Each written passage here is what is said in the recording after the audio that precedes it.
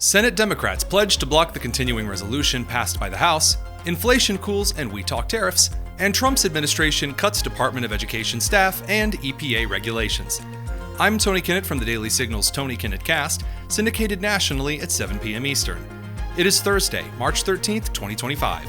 This is the Daily Signal's top news in 10.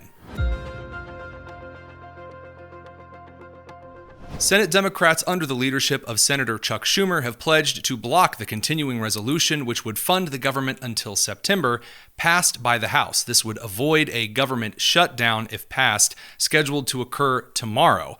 Here's Chuck Schumer explaining why the Democrats are blocking the continuing resolution. Mr. President, the Democratic leader.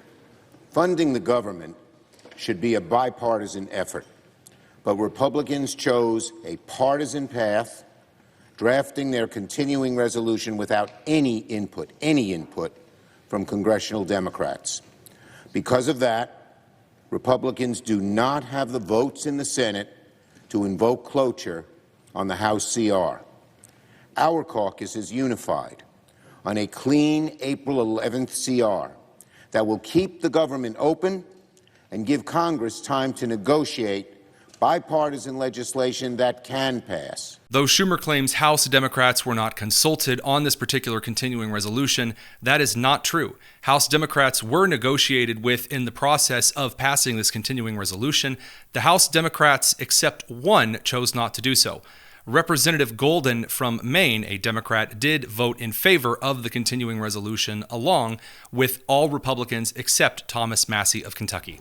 Inflation for the month of February has cooled under the Trump administration. The Consumer Price Index shows that inflation only went up by 0.2% in the last month, and we are currently on track for a 2.8% increase of inflation annually. Here's CNN talking a little bit more about the inflation numbers. Finally, we have some good news on the economy and really the number one issue for many Americans, the cost of living. So we just learned that consumer prices in February increased by 2.8% year over year, 0.2% month over month. Both of these figures were a step in the right direction, and both were better than expected. So this is definitely very encouraging to see, because it's going to, I think, relieve some fears that inflation was perhaps re-accelerating, because this actually breaks a streak of 4 straight months where I think you could see it on the chart all the way to the right, where the inflation rate was going in the wrong direction, right? It was going higher and higher.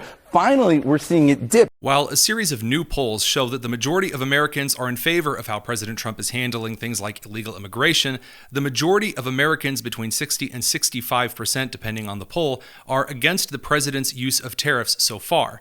We brought on EJ and Tony last night from the Heritage Foundation onto the Tony Kinnett Cast to talk about tariffs, inflation, and what Trump is doing regarding the economy. Check it out. Sure. So the tariff question has a lot of moving parts here. What essentially Trump is doing is he's using the same tool for a host of different problems. So, again, very, very complicated, a lot of things in the mix, but here are some of the big ones. One is the fact that tariffs are a way to essentially shift the tax burden off of the American people and onto the rest of the world. When you put a tariff in place, it's not simply just the producer or just the consumer that has to pay that tax. And so you end up seeing the tax split. The proportions can vary, but you see the tax split between both one country and the other. So as other countries have put tons of tariffs on us, we have been paying some of those countries' taxes for them. Trump is essentially trying to do the exact same thing. We forget, Tony, that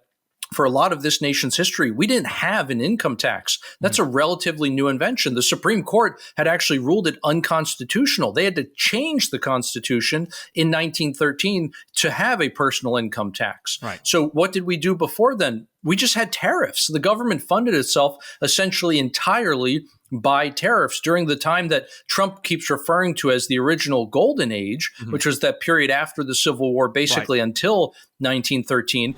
Meanwhile, the Trump administration is cutting a lot in terms of federal staff and in regulations. Regarding the Department of Education, the Trump administration has announced that they have plans to reduce the staff at the Department of Education by 50%. Here is Teachers Union head Randy Weingarten of the American Federation of Teachers telling you that she's really rather mad about it. is why so many people are so mad about it, because they're just taking opportunity away from kids that don't have it. So billionaires, kids of billionaires, they have it. They go to private schools. Everyone else, 90%, go to public schools. Don't take away their opportunity. So let's stay on the facts. Sorry, no, I'm do really not angry about this. No, because this I'm is what really people angry. need to hear. I taught kids in Clara Barton High School in Brooklyn, New York. Secretary of Education Linda McMahon stated in a recent interview that the goal of the Department of Education was, in fact, to shut down, this being something that she believed to be a mandate of the American voters in 2024. Now, is this the first step on the road to a total shutdown? Yes. Actually, it is, because that was the president's mandate. This directive to me clearly is to shut down the Department of Education, which we know we'll have to work with Congress, to get that accomplished. But what we did today was to take the first step of eliminating what I think is bureaucratic bloat. And that's not to say that a lot of the folks, it's a humanitarian thing too. A lot of the folks that are there, they're out of a job. But we wanted to make sure that we kept all of the right people and the good people to make sure that the outward-facing programs, the grants, the appropriations that come from Congress, all of that are being met, and none of that's going to fall through the cracks. A common criticism from those on the left encapsulates what they believe will be a lack of aid for special education students in the United States. Senator Jim Banks of Indiana was prompted with this particular accusation. Here's his response. The Department of Education is tasked with protecting disabled students across America. And Jamie Raskin, for example, is all out there saying, how are you going to defend this? So let me ask you. Well, I think it's simple.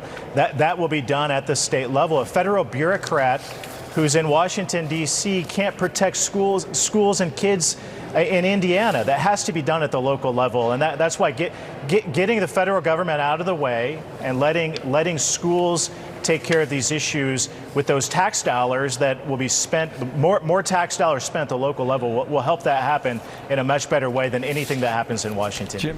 And Lee Zeldin, the head of the Environmental Protection Agency, released a statement about all of the regulations his department plans to cut to spur American economic growth over the next couple of years. Check it out.